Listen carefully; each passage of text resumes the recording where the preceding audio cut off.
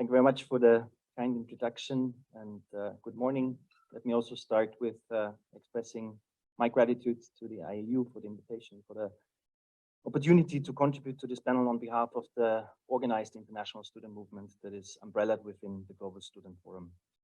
As a matter of context, just very quickly, the Global Student Forum was founded in June 2020 by the All African Students Union, the Commonwealth Students Association, the European Students Union, the European Organizing Bureau of School Student Unions, so this is the organization for secondary students, and the Latin American, Continental and Caribbean Student Organization as the formal unification of the world's largest pre-existing student organizations. And through our 202 members from 122 countries and territories, we represent the independent and democratic voice of approximately 200 million learners towards the international community and the education sector polity.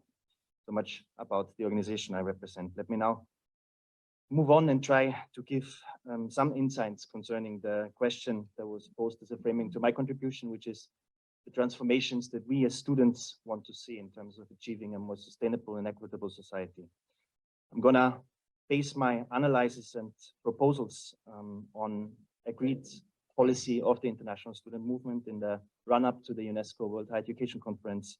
Earlier this year, we have undergone an extensive consultation effort involving 90 national delegations of students to draft a commonly agreed declaration. And that draft was then further consulted with the entirety of our membership and adopted as the formal recommendation for the future of higher education from the students' movement's perspective.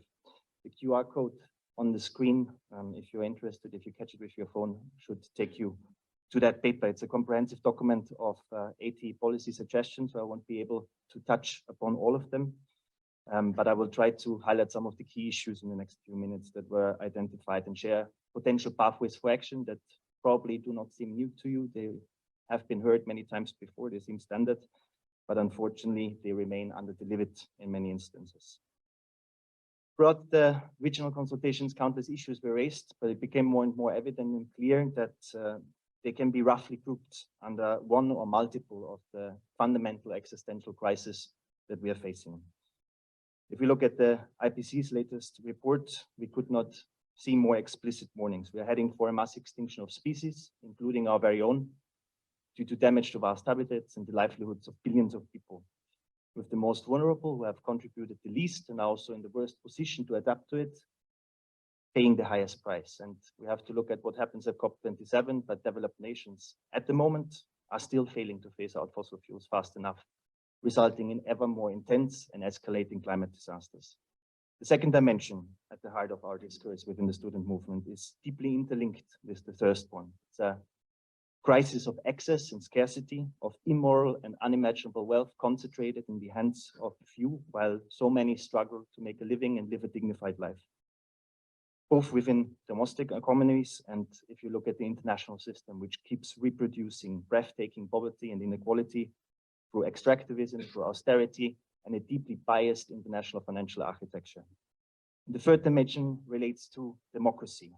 We have seen an unprecedented backslide in democracy unfolding in front of our eyes over the last 2 decades. Authoritarian leaders and oppressive forms of government enjoy a renaissance in many parts of the world, and students often stand on the front line when it comes to the protection of civil liberties, freedoms, human rights against the backdrop of those and the repression of those who want to see abolished in their own interest.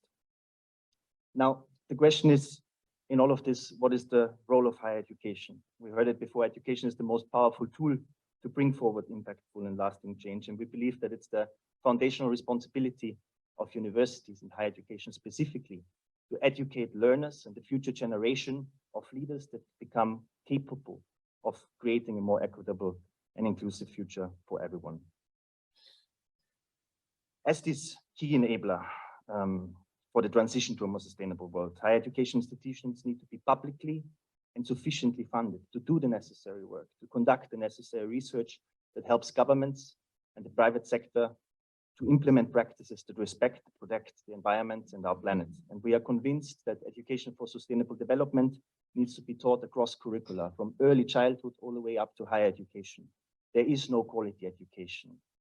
We cannot talk about quality education leaving out education on sustainable development at this point of time. And educators therefore need to be provided with resources, with the necessary training, including a focus on lifelong learning and creating upskilling opportunities, supporting those, and it will be many, many more in the future, who have to undergo the transition from unsustainable to more green jobs. Another important factor is the role model function of higher education. Universities need to be lighthouses for other sectors of society. And unfortunately, if we look at the Race to Net Zero campaign, only 3% of higher education institutions have so far signed on to that framework. Since this is a space with many institutional leaders, I left you the link here on screen if you want to learn more about this initiative. Divestment also concerns universities and their assets, opting out of fossil fuel investments and making sustainability a decisive factor in ethical guidelines within institutions and when it comes to procurement deals. So we need a multidimensional approach that ranges from teaching and learning to operations and investments for higher education to step up its efforts and mitigating the extent and the impact of the crisis. Moving on to inequality, to quote Professor Charles Hopkins, and President Deeks was also mentioning it before, 80% of leadership positions are taken up by higher education graduates, yet only 6% of the people worldwide go to higher education. Or in other words, higher education is opportunity, it's social mobility, and it's a chance to transform society. However, it unfortunately remains a privilege for the few.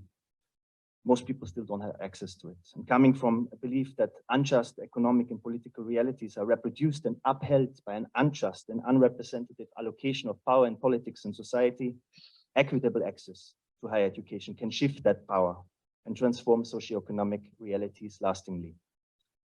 Therefore, higher education must be made accessible to everyone, regardless of financial background, disability, gender, race, sexual orientation. A rights-based approach is needed to minimize discrimination and to equip and support vulnerable groups, including political, ethnic, and religious minorities, refugee communities, and indigenous people to obtain higher education via flexible pathways, recognition of prior qualifications, affirmative action, and targeted subsidies that break down economic barriers. In parallel, curricula need to be remodeled to include a more direct linkage, and we heard that, with entrepreneurship, with skills, with vocational training, to attract a more diverse student body. And last but not least, our education systems and systems need to be decolonized and indigenized to include local sensitivities, traditions, cultures, and more critical worldviews.